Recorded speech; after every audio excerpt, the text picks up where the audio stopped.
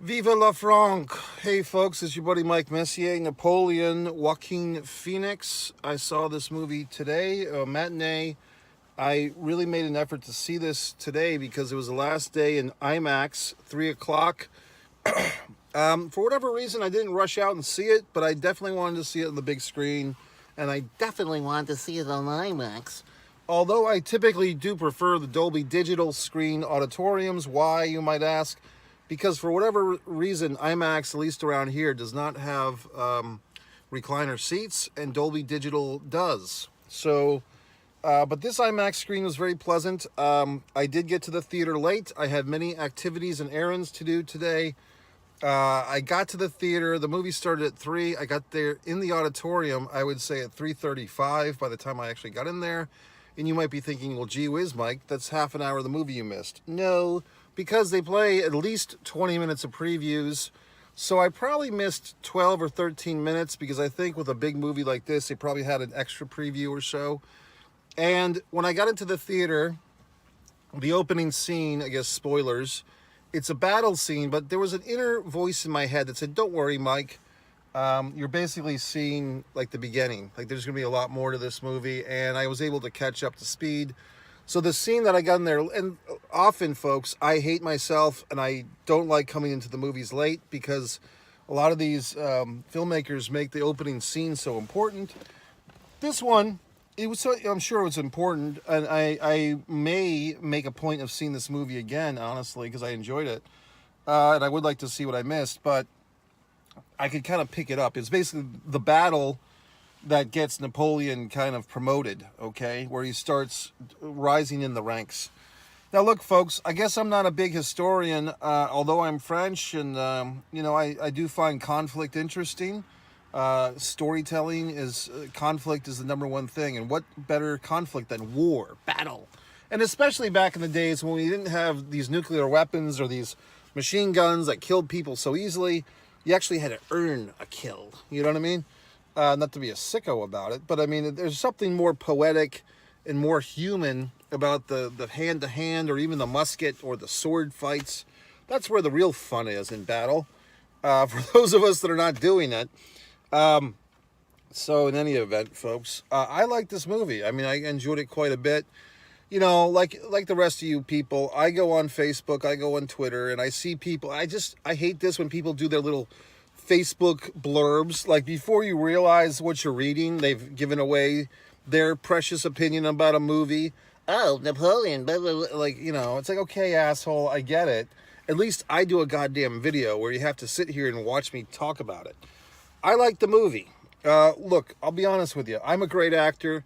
If you've seen my acting over on this channel, Mike Messier Actor Channel, see me in things like The George Odd Show, AAD Show, other wonderful things I've been in. So I can appreciate a great actor when I see one because I know what it's like to be one. And Joaquin Phoenix, I give the guy a lot of credit, folks, and I'll tell you why. Probably before a lot of your times, there was a gentleman named River Phoenix, Joaquin's older brother. Unfortunately, the gentleman passed away, I believe, in 1994, going all the way back. River Phoenix was a great actor.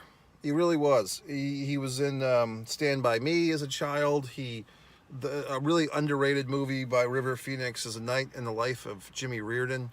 River Phoenix was tremendous, and he had a big career ahead of him. Unfortunately, he passed away. And around the time that he passed away, I think his brother was just coming on up in the game. And I think I was thinking about Joaquin Phoenix, and I think the first big thing that he did was something called To Die For.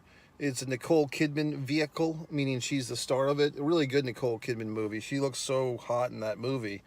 So if you see that movie, if you're looking for an early Joaquin Phoenix, To Die For, I think people forget about that. But then he really kind of made his mark with American Beauty, Oscar-winning film. Of course, some of the people in that movie, namely Kevin Spacey, have had some issues, haven't they? Hashtag canceled. But Thora Birch, if you remember her, and Mina Suvari, remember her, and I Will Sell This House Today, Annette Bening, and all these wonderful people in that movie. The guy that played the neighbor in American Beauty, he was like the flavor of the day for a while.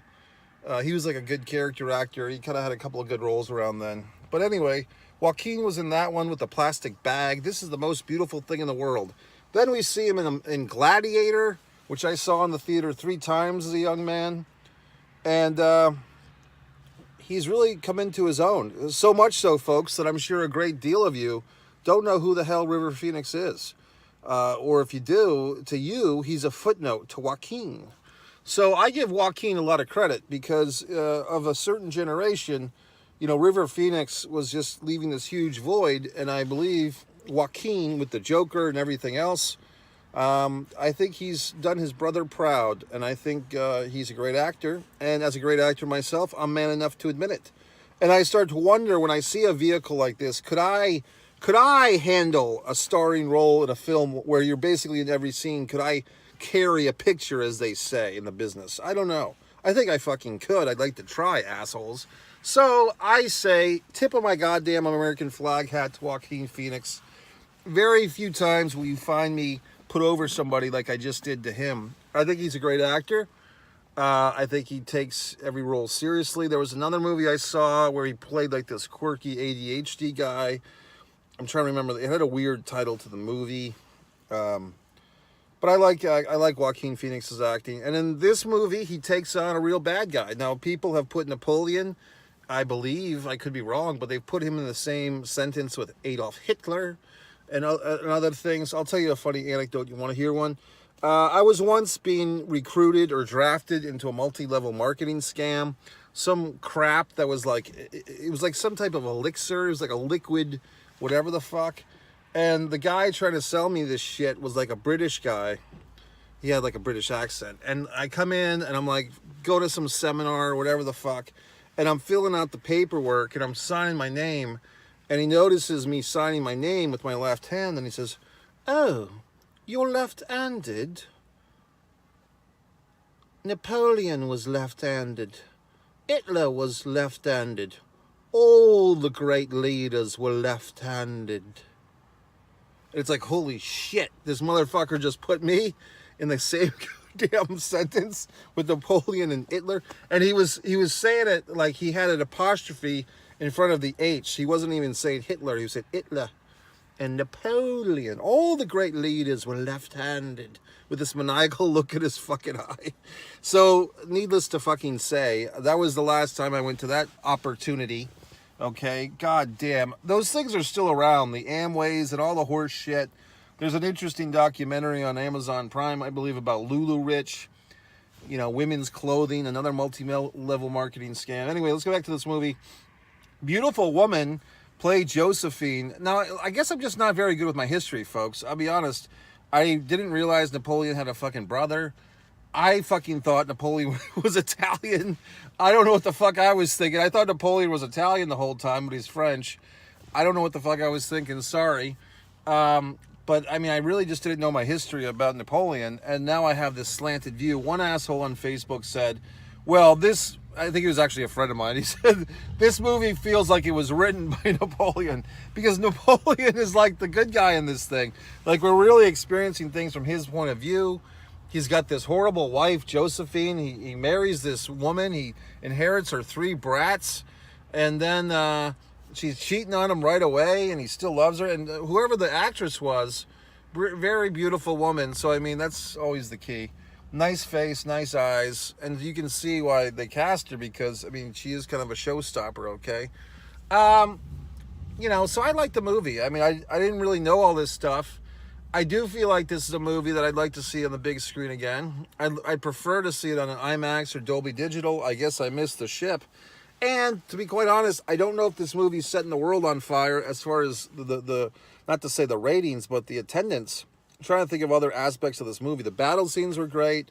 I always feel weird about the horses. Like, the poor horses were getting shot with cannons. How do they fucking do that in these movies?